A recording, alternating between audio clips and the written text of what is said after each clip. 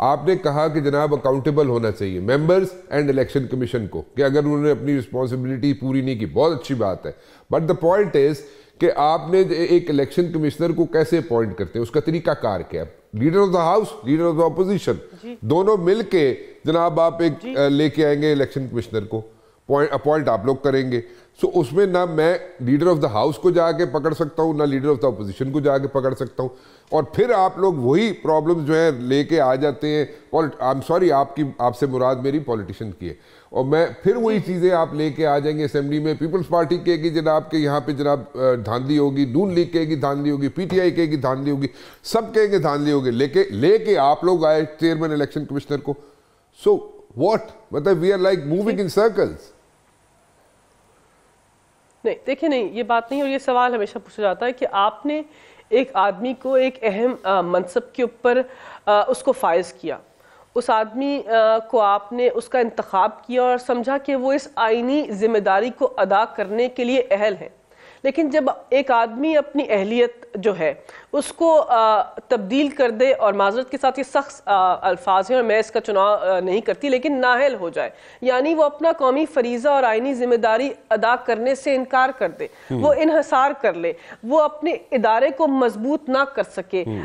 وہ پریشرائز ہو جائے وہ نظام کو بہتر نہ کر سکے 50 ارب لینے کے باوجود کہہ دے کہ میں کیا کہا انہوں نے الیکشن کی رات کو 8 فروری کی رات کو فارم 45 کے اوپر انہوں نے کیا کہا کہ میں آ رہا ہوں اس کو 30 منٹ کے اندر معطل کرنے والا ہوں اگر وہ اپنے انتخابات کے ریزلٹس کو منظر عام پر نہیں لے کے آتے وہ ریزلٹس تو آج تک چیلنج ہو رہے ہیں آج تک لوگوں کی نوٹیفیکیشنز رکھی ہوئی ہیں یعنی کہ آپ کو اہلیت تھی آپ کے پاس پر آپ نے قومی فریضہ ادا نہیں کیا تو پھر کیا کریں اس کے احتساب کا عمل آئین کے اندر جو ہے اس کے اندر خلا ہے اپوائنٹمنٹ کا طریقہ کار ہے لیکن آئین یہ نہیں بتاتا کہ آدمی جو ہے اس کی قومی فریضے کو ادا کرنے میں اس کا احتساب کیسے عمل کیسے ہو سکتا ہے ایک بات تو یہ دوسری بات آپ نے عوامی نمائندوں کی بار بار کی کہ ہم سرکلز میں گھومتے ہیں یہ ایک دائرہ ہے جس کے اندر ہم گھوم رہے ہیں جب سے پاکستان کے اندر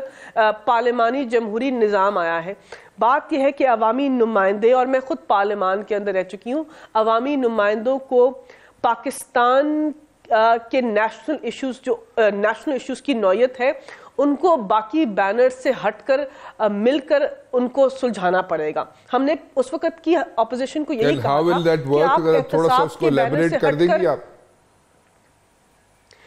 دیکھیں پارلیمانی فارم آف سسٹم کے اندر دو بینچز ہوتے ہیں ایک اپوزیشن کا بینچ ہوتا ہے اور ایک ٹریجری بینچز ہوتے ہیں اور دونوں کی مدد اور دونوں کی جو مجموعی طور پر کاوشیں اور کوششیں ہیں ان کے بغیر پارلیمان مضبوط نہیں ہوتا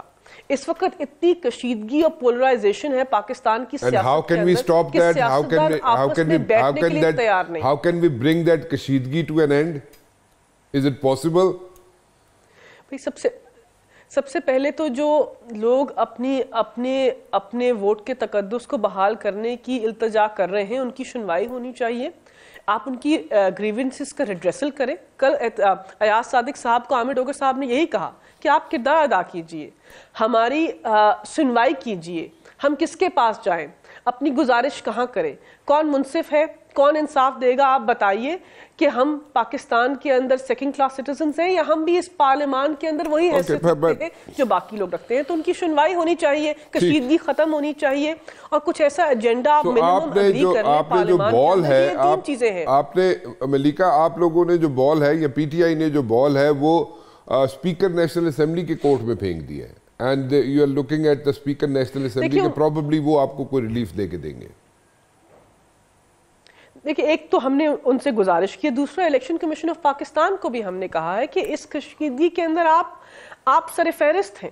آپ نے اپنا قومی فریضہ آئینی ذمہ داری ادا نہیں کی خدارہ آئینی ذمہ داری کو ادا کر کے انتخابات کے جو ریزلٹس ہیں ان کو شفاف بنائیے لوگوں کی سنوائی کیجئے ابھی تک فارم 45 کی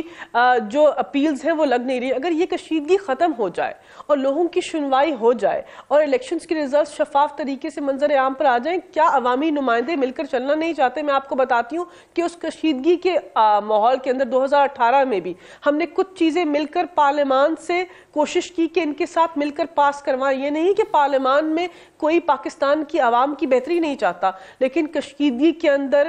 ایک ایوان جو اس کے اوپر ایک بڑا سوالیہ نشان ہے، جہاں پر 80